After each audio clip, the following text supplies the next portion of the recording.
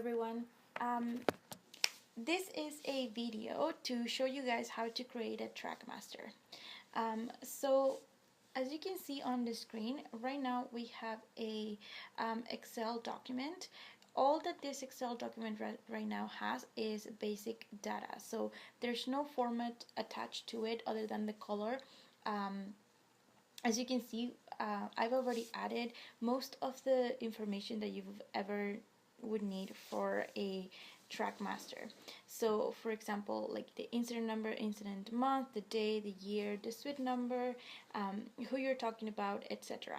So like I said, there's absolutely no formatting, and I'm just going to show you guys all of the information that we've added in here. Like includes meeting dates, decision letter, sanctions, what's been applied to the students, points given, who handled the incident, etc. So the first part of this video, I'm just going to show you guys what are the basic formulas that you're going to need throughout the use of this TrackMaster to make it really easy for you to find students and process students, particularly if you're talking about large volumes of incidents in a given year, or if you're sharing your work with your incident reports with somebody else. So the first thing that we're going to do here is, like I said before, this doesn't have any kind of formatting, but I'm going to show you guys one of the first things that we need to do is filtering. So we're going to click on the first column here, and then we're going to go to filter on the top right corner, and you're going to click filter. All that does, don't worry, nothing happened, it's just a change of color.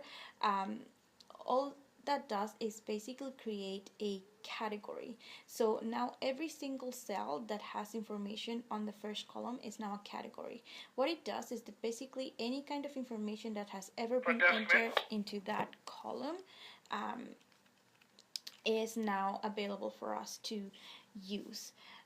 So for example, if I were to write here some random numbers, just as whatever, like this is a year number 4, they will show up on my categories as a list. It'll show me any kind of number that is a unique value. So for example, if I have 7 number 4s, then it's only going to show me 1 number 4. This is going to help us to find those students who have repeated offenses, or if you want to find a particular month, all you have to do is click select all, so that all of your fields get deselected, and then choose whoever you want or whatever value you want to find. So if I want to find number 5, then I can see now only those entries who have a number 5.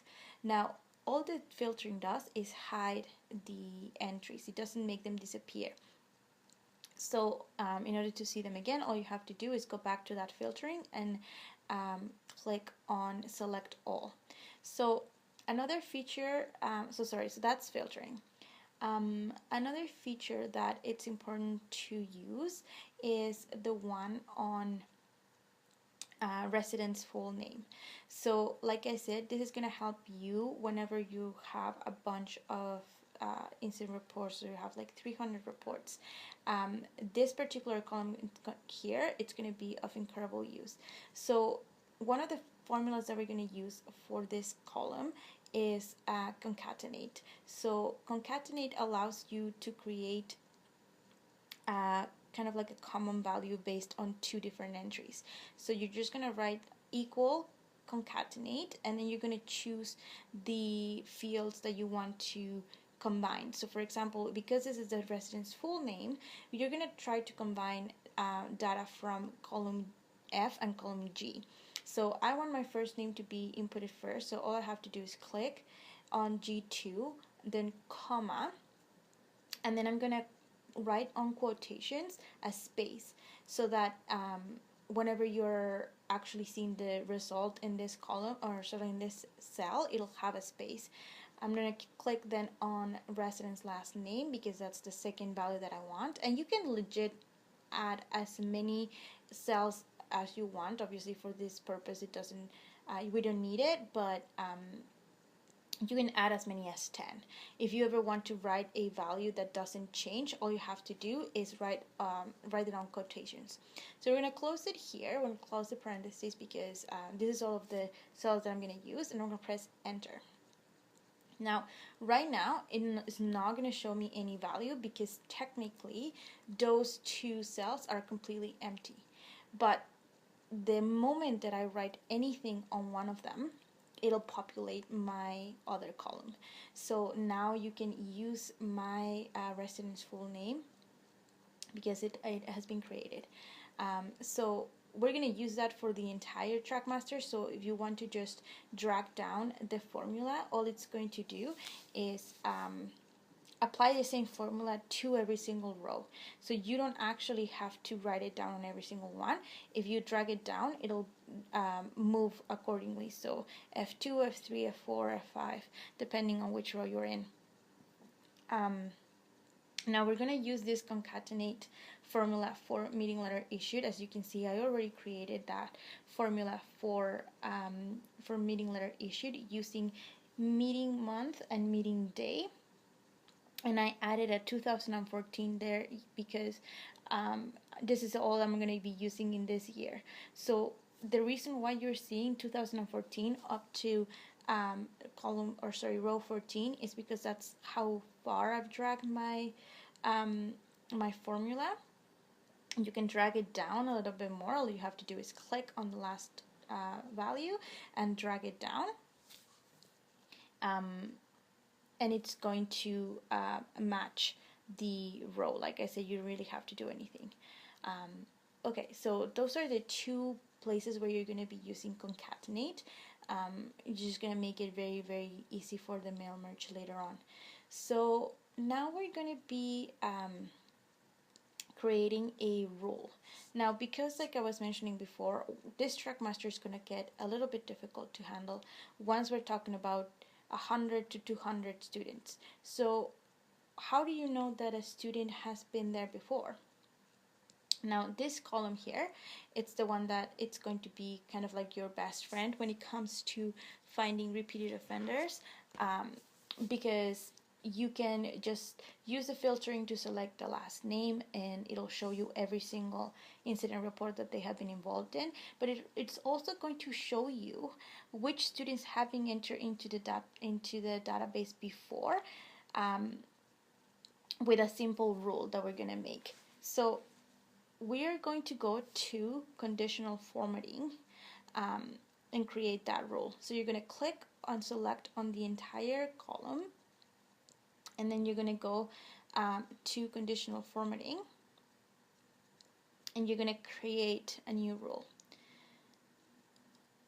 So when you're creating the new rule, it's going to ask you what kind of rule you want to create. In this box, you only have to go to format only unique or duplicate values. And you're going to leave it like that. You're going to leave it to duplicate, but then you're going to go to format, because you're going to tell it exactly what kind of format you want it to apply to your repeated values. So we like to put our repeated values on red just to signal that those students have been entered into TrackMaster for one reason or another. So you're just going to click on the color. I don't want any patterns. I'm just going to make sure that the color is there on both fields just to make sure that it's showing up, and then we're just going to click OK. Now, once you click OK, you check, you see how it would look. You're going to click OK, and now all of those entries that have the concatenate formula have gone red. And that is because technically all of the entries on F and G up to, I believe it's row 22 or 32, technically have a value. So I'm going to just return this to the original color so that we don't lose track of it. But that's basically all of the formatting that this TrackMaster is going to need. The most important one, like I said, like filtering. Honestly, if you ever need to add anything to this fields, you can add it. You don't, like, it doesn't make any difference. It's just writing information. So say like if you wanted to add manager signature in here, because you work with 5 different people and they have different signatures and you want that in there, you can do it. So now we're going to create some mock-up incident reports here. So you have the incident number, which is based on star res. So let's say that, like, obviously we're on 10,000 right now, but let's just say like this is the incident number 1. So today is March the 24th. So I'm just going to type down the incident day. So let's say that the incident was today, in the year 2014, and this student suite. So let's say this was 345. His name is Smith Joan, and as you can see, as soon as I tap down the name, it populates the column number, the column H, and it changes the color. And the reason why it changes the color is because there's no other data that matches John Smith. So in this RCLS infraction, this is just based on your handbook. So let's say John Smith was there for an alcohol. So just write down the policy, alcohol, the level of offense. So he was caught with open alcohol, so it was going to be a level 1 offense. So you just write down 1 in a number. This is again like fields that are going to go into your Mailmerge.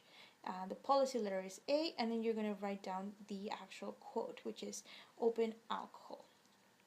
So now you're writing this, and maybe at the beginning it's going to be a little bit tedious, but once you've written enough, you only have to do it once. So I'm going to be meeting or sending the letter today, and just for right now, I'm not going to decide what day or time I'm going to be meeting. So let's say like this is my first incident report, but I'm going through StatRes and I realize that there are other incident reports, so I'm just going to keep adding some incident reports here to our TrackMaster. So the same incident report number 2, March 23rd, 2014, and this is going to be another student. So I'm just going to be populating this. You're more than welcome to skip forward. Again, like I just kind of want to show you guys how this works in terms of populating and changing the kind of like the color of the resident's full name column, and then the infractions and such, how they're going to be helping you guys out. Like I said at the beginning, you're going to have to write them all down, or you can copy them from the consistency guideline. But once it's written there once, all you have to do is basically write down the first letter of the policy and the quote, or sorry, not the policy, of the quote, and it'll show up. So again, like this student, it's on the I'm going to be sending the alert today as well. And then we're talking, we'll have another incident report here with another 2 students. This one is from the 22nd. So 2 different incident reports. Obviously, if we're talking about a student who has the same incident report, then you just have to write down incident report 3 twice or 4 twice or whatever. I dragged here the year just because obviously like I'm gonna be using that consistently, so I don't need to be typing it every single time. So this is gonna be Mr. Wally Emerson, and this is gonna be it's Gwen Carla. Okay, so this is going to be an illegal substances one, so this is going to be a little bit more higher up the scale, and it's going to be a level 3. Oh, don't know how to type 3.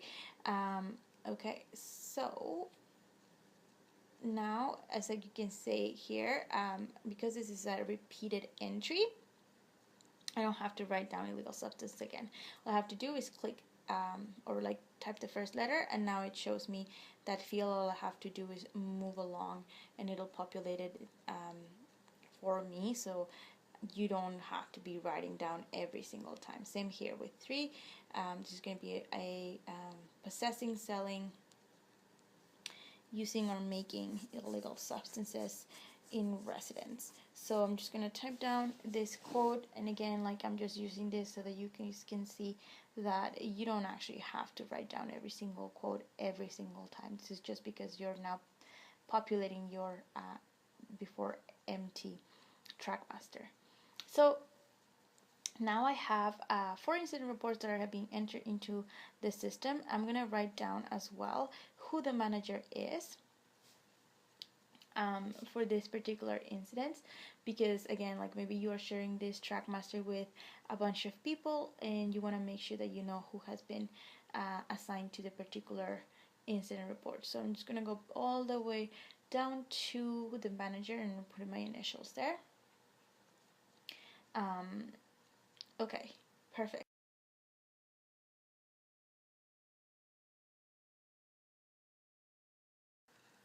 Okay, so now I've also added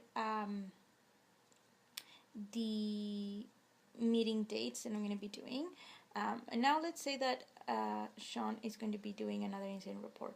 So he just goes into StarRes, is typing it down. Now imagine that there's a bunch of entries in here, and it's also Mr. John Smith. So you can see the moment that I ended up typing John Smith, because the data matches exactly, then my TrackMaster immediately marked John as red, which means his name has been entered more than once into the system.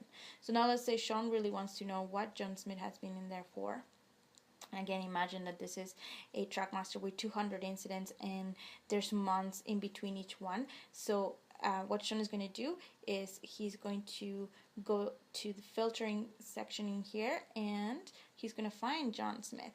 So he's going to select all, click only on John Smith, and click OK, so that he can hide all of the other incident reports and only see Mr. John's. So you can see right now here that Sean has found that John Smith has been here for open alcohol, that he has a meeting set up for the 27th, and that I am the one handling the incident. So right now, like, I added Sean's name there so that everybody else knows who's handling the incident. So now we're just gonna go back, and we're gonna finish populating Mr. John Smith's incident entry. So now let's say that I met with John Smith and I am giving him a decision letter. So I'm just going to write down the month, the date that I'm sending the decision letter. It was a very, very fast decision letter. And I'm writing down the sanctions that he's going to get for the violation of having open alcohol. I'm just writing it down again so that you guys can see it when we're doing the Mailmerge. We're doing educational sanction, and then over here in sanction notes, I'm just going to do a insert here for evidence, because it's something that we're adding for our templates in the future, to have a section that is going to allow students to see exactly why we gave the decision that we did. So in this case, he admitted to have open alcohol. It's really not it's pretty straightforward. So I'm just going to write down here my sanction notes, what's the sanction due date, and how many points. So because he was a very honest guy, I'm giving him only 1 point. And as you can see, like, I'm just going to add up. If he had incident reports before, then I would just have to look his name up. And now that, because it'll show up as red, then I can write down that, like, or sorry, not write down, but add up how many points he has for other incidents, because this is his first one, he doesn't have any. And I'm also just writing down here my manager signature so that you guys can see when we're doing the Mailmerge, kind of like how we can add another field.